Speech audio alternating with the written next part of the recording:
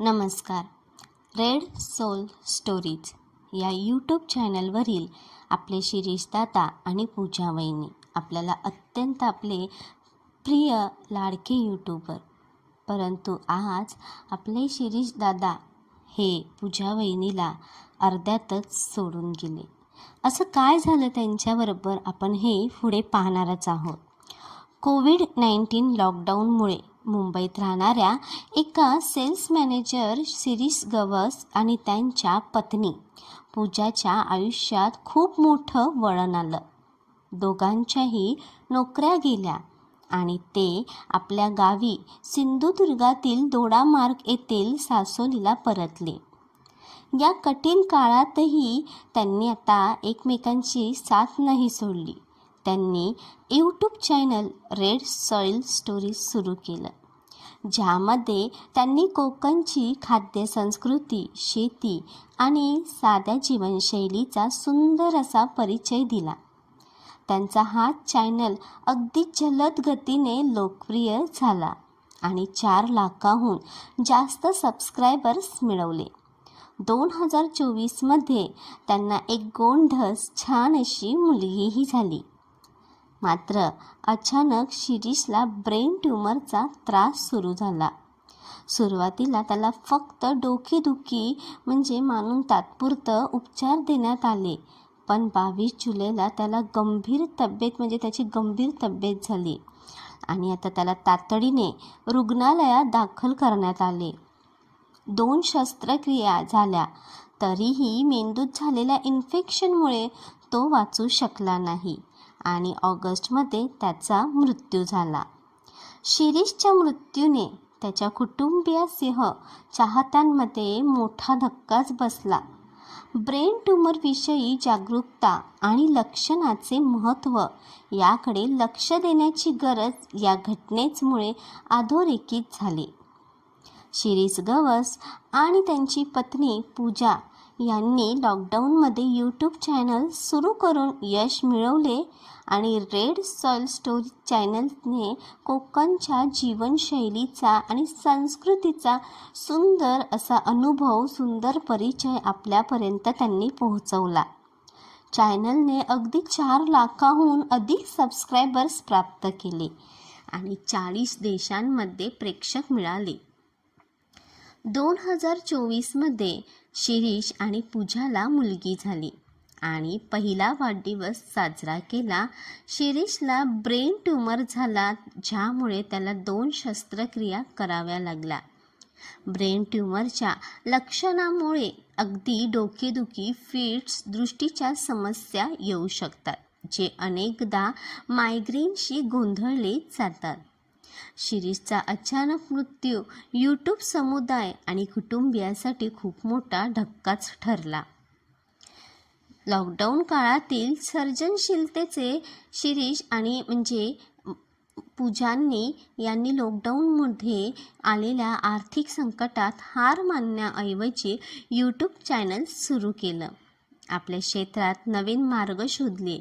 त्यांच्या प्रयत्नामुळे त्यांनी आपल्या गावाच्या आणि कोकण संस्कृतीचा जागतिक स्तरावर परिचय करून दिला, ज्यामुळे स्थानिक संस्कृतीला जागतिक प्रेक्षक मिळाले आणि हाच अनुभव इतरांसाठी सुद्धा प्रेरणादायक ठरला.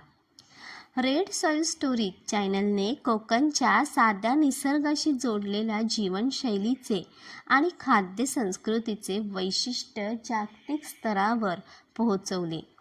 या प्रकारचा आशय नुसता एंटरटेनमेंट नव्हे, तर सांस्कृतिक दृष्टीने महत्त्वाचा, जेणेकरून लोकांना त्यांच्या मुळाशी जोडण्याची संधी मिळते. शिरीषच्या प्रकरणातून दिसून येते की डोकेदुखी सारख्या सामान्य लक्षणाकडे दुर्लक्ष होऊ नये. या लक्षणाचा गंभीर आजाराशी संबंध असू शकतो, ज्यासाठी ताबडतोब तज्ज्ञांचा सल्ला घेणे गरजेचं.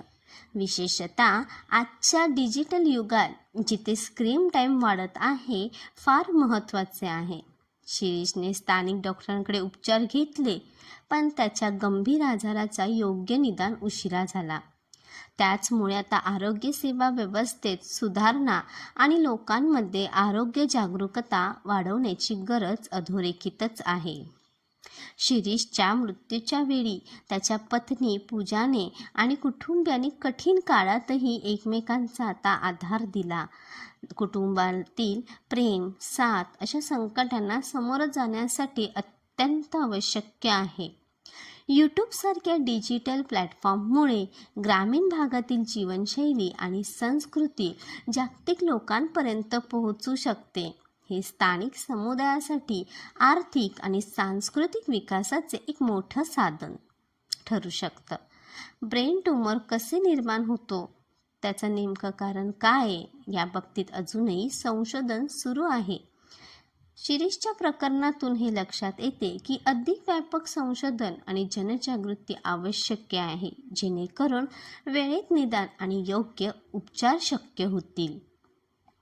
शिरीष गवस आणि पूजा यांचा प्रवास हे जगाला एक प्रेरणा आहे की कठीण प्रसंगांमध्येही नव्या संधी शोधून स्वतःला उभं राहणे शक्य आहे. त्यांचा रेड सॉइल स्टोरीजने कोकणच्या जीवनशैलीचा जागतिक स्तरावर आवाज उठवला. त्यांचे व्हिडिओ म्हणजेच त्यांची जी खाद्यसंस्कृती आहे आणि त्यांचा तो प्रवास आपल्या प्रेक्षकांपर्यंत त्यांनी अत्यंत खूपच सुंदररित्या त्यांनी पोहोचवला. पण आज आपल्याला आपल्यातील एक माणूस असा गेला, आपल्यातला खरा सक्का दादा असा गेला.